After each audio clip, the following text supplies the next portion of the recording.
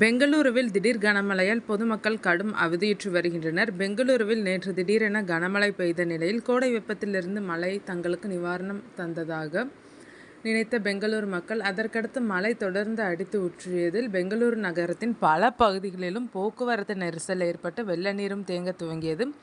நேற்று மாலையில் பெங்களூரு முழுவதும் திடீரென பலத்த மழை பெய்ததில் கடுமையான வெப்பத்திலிருந்து மக்களுக்கு நிவாரணம் அளித்தது. இடியுடன் கூடிய மழையால் நகரின் பல பகுதிகளில் தண்ணீர் தேங்கி போக்குவரத்து நெரிசல் ஏற்பட்டது. இதனால் நகரின் அன்றாட போக்குவரத்து பாதிக்கப்பட்டது.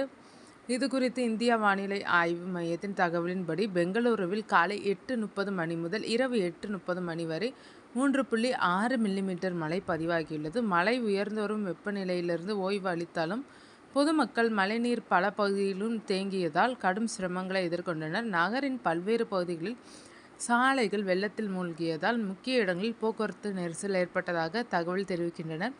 குறிப்பான தாழ்வான பகுதிகளில் தண்ணீர் தேங்கி போக்குவரத்து தாமதமாகி பாதசாரிகள் மற்றும் வாகனங்களுக்கு அசௌகரியத்தை ஏற்படுத்தியது.